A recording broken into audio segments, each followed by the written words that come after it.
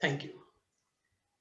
I am given to understand under the aegis of ICSI that a lot of educators and a lot of students are looking at making education relevant on this platform. It's an absolute privilege to be part of that. And since I'm speaking to educators and students, I will start with the time when I was a student. It's etched in my memory. A dialogue with my father after I cleared the NDA in class 11, and I was sent this beautiful letter from the President of India. It feels really great. I told my father, Papa, I want to go for the NDA. My father was an engineer. He has been an engineer all his life. And he said, Beta, it's very good that you've got the scare of competitive exams out, but now you write the engineering exam. But Papa, I want to fly. Yes, beta, but you haven't finished the 11th. Just finish your 12th and write the engineering exam once. If you don't get through, you can apply for the NDA again. But Papa, but Sandeep got through and became an engineer. Now, 2 years into engineering college, I had a very special appointment with a eye doctor. PJKLFQJA.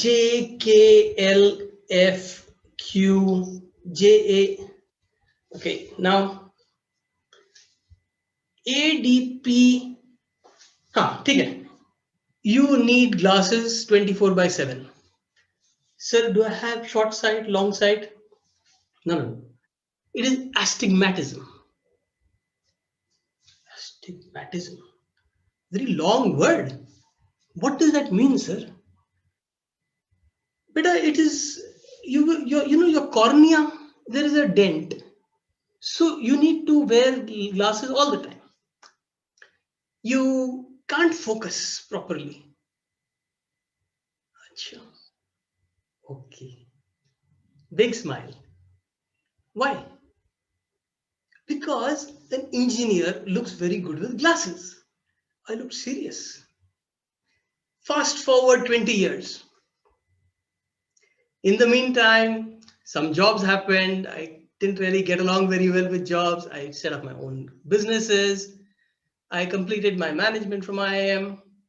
And then somewhere around 2007, I read a book by a lady who specializes in the mind-body connection. This lady's name is Louise Hay, and the book is Heal Your Life. She has in that book a list of ailments at a physical level for which you've got solutions through mind programming. It was the first time I came across anything like that. And she had that long word, astigmatism, inside. And the crack was, it was basically a problem to do with self-image. And the crack was an affirmation, which I obviously remember because I said it and internalized it. I am now open and willing to see my own beauty and magnificence. Read the book, it's there. Somewhere, that 17-year-old in the competitive environment of that engineering college, the IIT, had stopped seeing his own beauty and magnificence. I did this for about 16 months. I kid you not, that was 15 years ago. I have not worn glasses. It was the first time I realized that the body can be cured by the mind. I had big problems in those times with the body, with the relationships. I was running a consulting company. I was disturbed, actually disturbed by the kind of things that my clients were doing.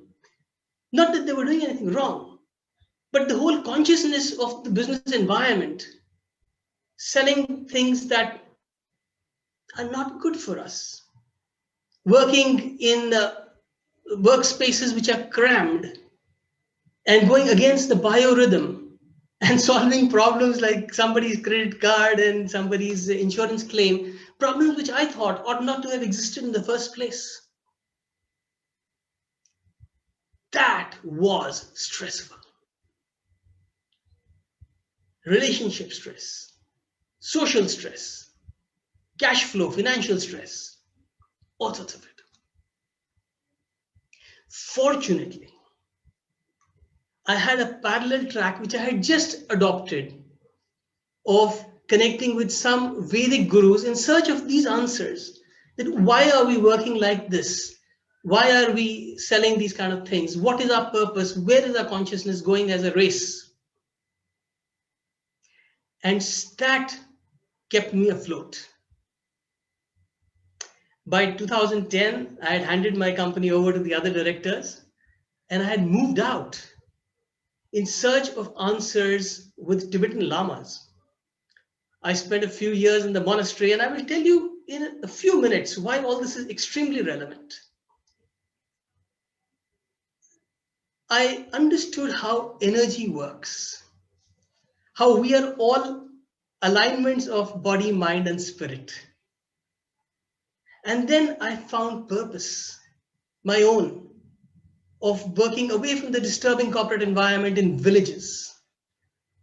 6 years I spent in villages, enabling micro entrepreneurship, empowering women with solar energy, little grids, and at the same time working on energy, on how people can be self-regulating themselves into good health, reverse aging, happiness, productivity, and efficiency. So we started doing workshops, and with the grace of God and divine energy, I got the opportunity to do that across 4 continents, impacting quite a few people there. The pandemic came. I was able to convert this knowledge into stuff online. And I also put down the thoughts of how human consciousness can be renewed with thinking, which is one of the points is about homeschooling, which Gulshanji just mentioned. So renewal of human consciousness is about 30 habits which will help renew the world at an individual level and at a group level, at an environmental level and at a systemic level. But today's talk is not about renewal. Today, under the banner of ICSI, I feel privileged to share with you something about these 4 words: stress-free life management. Stress-free is one word, but I choose to break it into 2. And let us start with the very first. So before we begin, I'd like you all to grab a pen and a paper, because you just might want to make some notes. And I'm going to, in fact, ask you to write things down. You're educators. You know the importance of etching into your mind what goes through your hands. First of all, what is stress? So the classical definition of stress is, this is you, and this is something which you cannot handle. The demands are perceived as greater than the resources. These are the resources.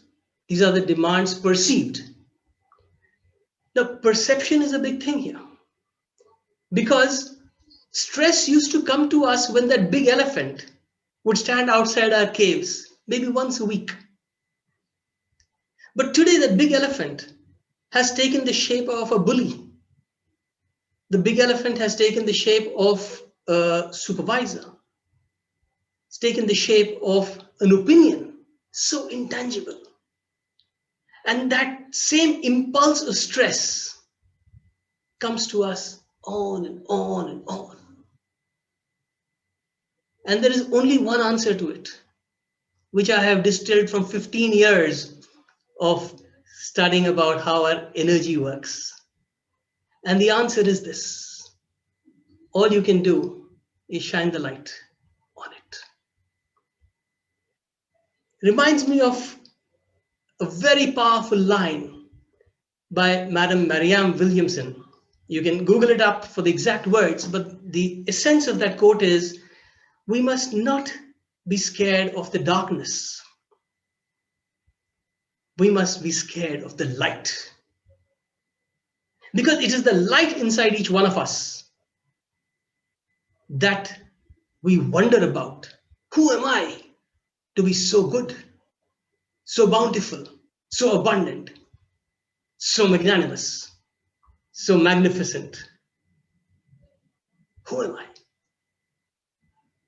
Now, there are two very important lessons that I'll bring to you with this simple classical definition. The first is that when you realize that you are doing something which is making you appear small, it is a perception being created because you are not happy. You have to do stuff that makes your heart happy. That's what your passion is about. That young boy of 17 was not following his passion. He would have rather flown. And he started on a corneal defect. So maybe write this down. Write it in the comments box so that people have it for reference here as well. That stress is caused when the heart is not happy. Stress is created when the heart is not happy. Thank you for your compliments. I just saw the chat box. I'm glad you're enjoying this. You know, through the next 20-30 minutes, we're going to do a few exercises also. So you are going to really get out of this for life if you just practice what we're going to talk about and do. The second thing, also from the same, is something that you as parents and as educators and as colleagues must look around for. That the smallest of things, which are aberrant, an aberration, is a sign of stress. You see, that boy with the ophthalmologist was so happy. He had glasses. In fact, by the time I was 35, I used to look 45. And thanks to the glasses, I used to look like a serious consultant. I was still happy. At 37, I realized I have no reason to be happy. I have sabotaged myself. The smallest of things are recognizable as signs of stress. Stress does not come when there is a heart attack. Yes, it does. You get more stressed when there's a heart attack. But stress comes when there is a irritation, a constant irritation. That's the one you got to be looking for. The smallest of things. Now, you know, sometimes we think that the boy is highly volatile. No. The boy is not volatile. The boy is experiencing stress, and somebody needs to talk with him or her compassionately and get to the bottom of what is it that's going on in his life or her life, which makes this a manifestation. He's not lonely, she's not lonely. These things, when they go unattended, when we classify them in and we blanket them out, these people are like that. That's when we create from a bodily problem, which could go all the way to a heart attack or a cancer, we create a mental problem which could go all the way to depression and suicide.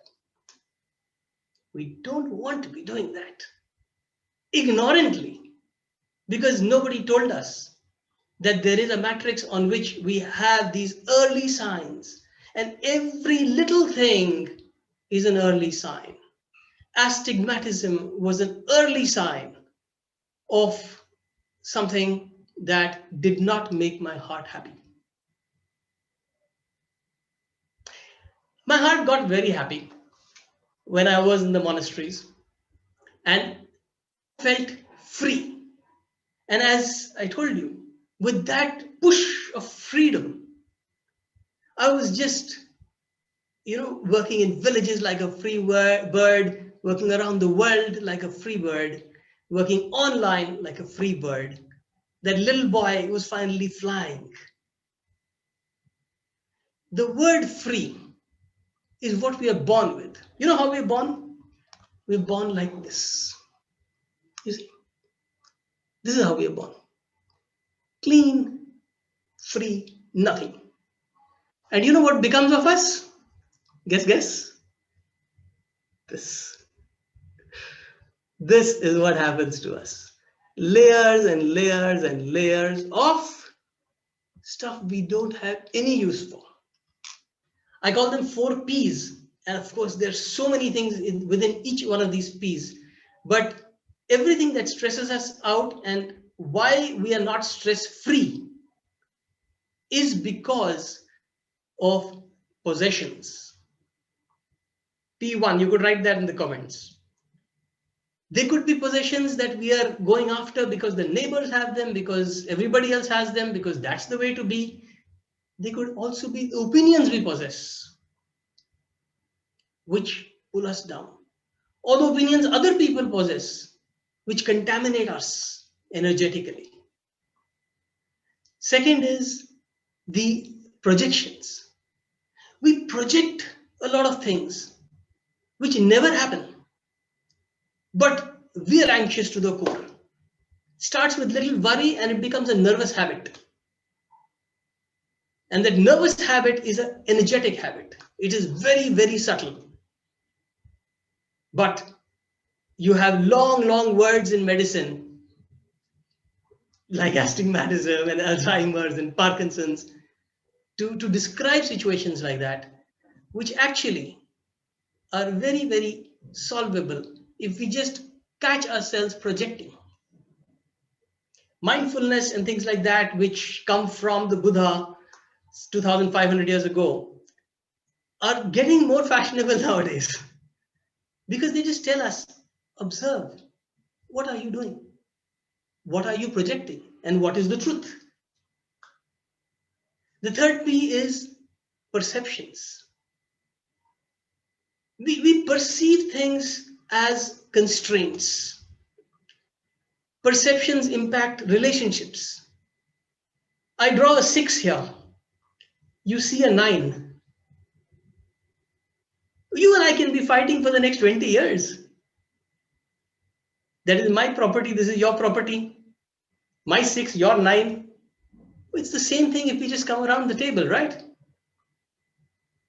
And the fourth P, I'm not going into details of this, but you know from your experience of stress causers is priorities. And when we don't have priority, I'll just give you one important priority. Do what makes your heart happy. Prioritize that over everything else you do. If Mahatma Gandhi had not prioritized his fight against injustice, which made his heart happy, over his career as a lawyer, he would probably have lived very well as a foreign returned, middle class, mediocre, or even very good lawyer. He would not have become Mahatma. You see what I'm saying? What makes your heart happy will bring your stress down and make you very comfortable with no clothes on in the House of Commons, UK. So let's do an exercise, because these contaminations, these P's are going to keep keep at us. That is how life is. That is samsara. But all we can do is we can know how to respond to it and respond so that our freedom comes back. So stand up, please. Stand up, because this exercise you can do anywhere, anytime in 30 seconds, but you must be on your feet. The best If you're part in is, a I do all my webinars while standing. wonderful, wonderful, I'm appealing to all the people watching this, please push the chair back and stand now. And imagine that you are a tree. Grow roots down from the soles of your feet to the center of the earth and stand tall like a tree. Come on, stand. I know there's some of you over there who's not standing. Know it. I'm energetically connected to you. Do this. Stand. And then imagine that in this tree, which is standing so magnificently over here, there is this breeze blowing. Okay. And the breeze is getting stronger and stronger, and it's going through your leaves. And what are these leaves? These leaves are all those peas. All those projections and possessions and priorities and perceptions. And all of what it means for our tensions, for the bullying that happened, which is stored in our subconscious, for something that happened that stores in our unconscious, and for things that we keep thinking about again and again and again, and things that are just not in our control in our conscious minds. All these leaves are on those branches, and most of them don't serve us. It's autumn, the wind is blowing, and I want you to shake in that wind. Start moving. Start shaking your knees, your toes, your ankles, your hips. Watch me. Hands, and follow me. Do this. Shake. You can go to a bathroom, a washroom in office or in a mall and do this, and the fight that you just had will just disappear. You can close your eyes and do it, open your eyes and do it, but just start moving, shaking and shake and start jiggling every part of you. Your jaws and your eyebrows and your ears, feel them move. And your hands, wrists, fingers, everything, just feel it move. And give a good shake all over you. And imagine those leaves dropping away. Everything that doesn't serve you is falling away. You don't need it. And it's not something that you need to put your attention on what's falling, what's not falling, whatever needs to fall, whatever is not serving you will just fall, fall, fall, fall, fall, fall, fall, fall, fall. And all those leaves will fall. And do this for about 20 seconds, friends. And then in your energy field, just clean it off with a movement, a smooth stroke in your hands, above and below, in your belly, collect it and up and out of the mouth. Your eyes, just collect these contaminations and run over your hair and out of the mouth. Collect all the garbage left from your shoulders and neck and bring it up the spine and like that. And now report to yourself, and you could write in the comments how you feel. If you feel lighter, note that the lightness is the physical weight of contamination that you have been carrying. Let everything that doesn't belong to you fall apart, fall away. Teach this to your children. Teach this to everybody and do it.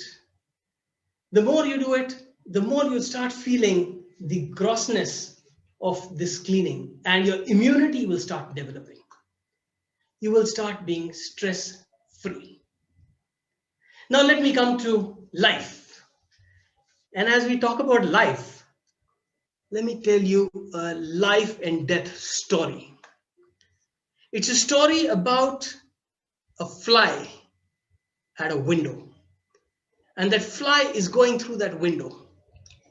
it is dead sure that if it knocks its head hard enough for long enough, it's going to go through. It is very scientific.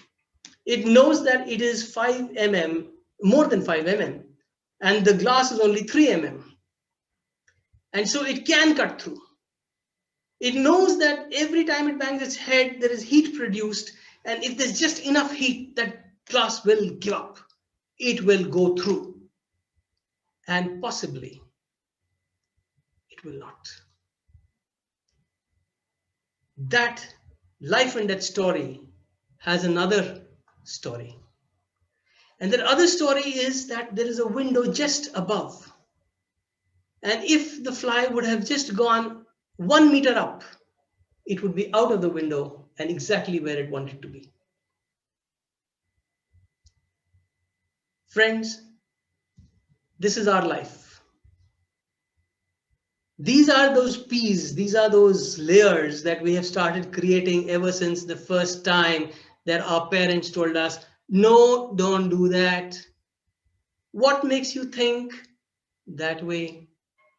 And all the way till teenage, we are nice and hard.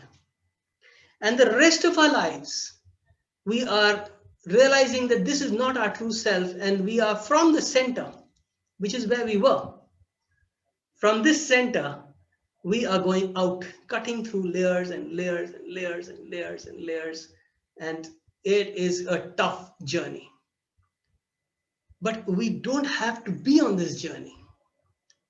We have to realize that our apex, our axis, is here in the center. And if we can just come out from here, bam, it's that easy. Instead of the fly going through, the fly can go a little higher and out, connected with universal energy, connected with divinity. How do you do that?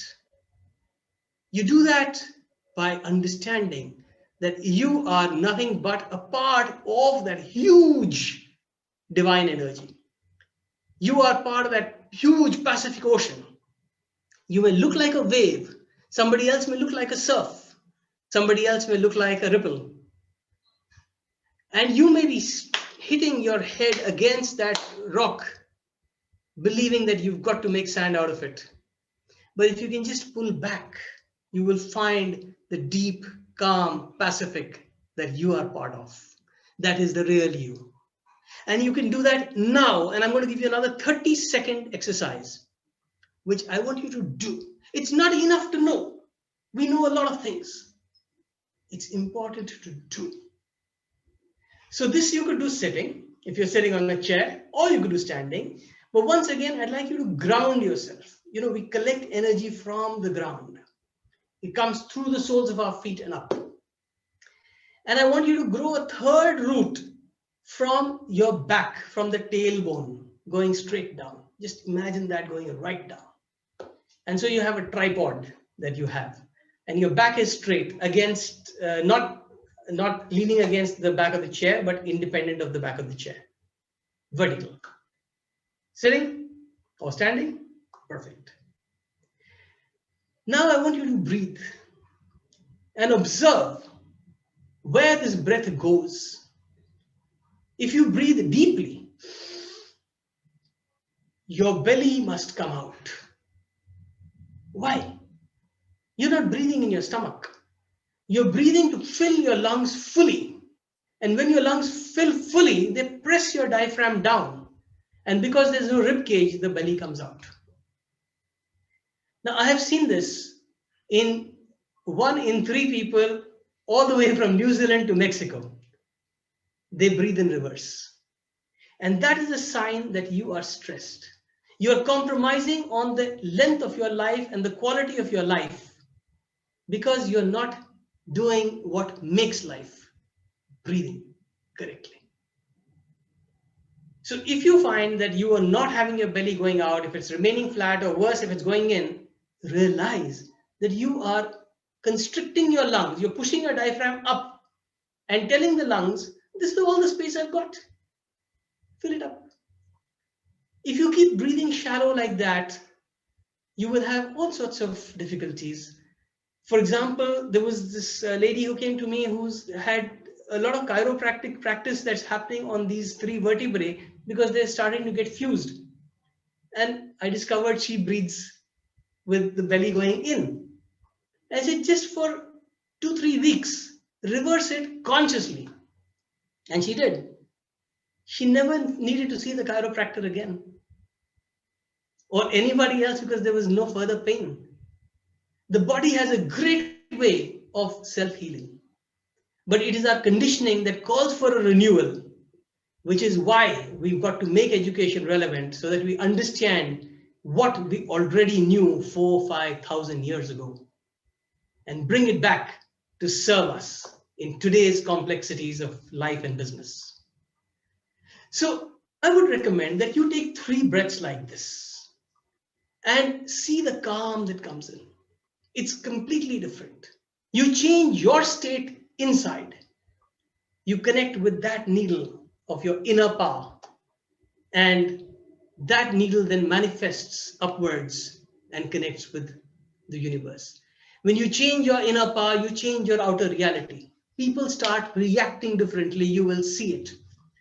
If you're in an argument with somebody, take 30 seconds off, take 3 breaths, 5 seconds in, 5 seconds out, 3 times. 30 seconds, friends. And the next thing you say will solve whatever is going on. Check it out. So finally, with that, I come to the last word, management. And this, is a very big word. I'm scared of big words, astigmatism, Alzheimer's, management. In fact, I've got to bend for it. So I'm going to actually tell you that this word is, no. It's a word which has a problem. And the problem, and I'm saying this from the Indian Institute of Management, okay? The problem is that it's a reactive word. There are 2 types of words, proactive words and reactive words. You have to manage something, which means something already gone wrong, or something is complex. Life is very simple. Keep it that way. Bring it back, renew it to that simplicity with your habits. So this word manage needs a replacement. And if management is about reactivity, then what is the word for proactivity? Think about it, put in the comments. Because that is where I want you to involve your minds on what exactly does a proactive person do. You see, a proactive person is not stressed. A proactive person was the one who got into the NDA. A reactive person is the one who went to engineering college.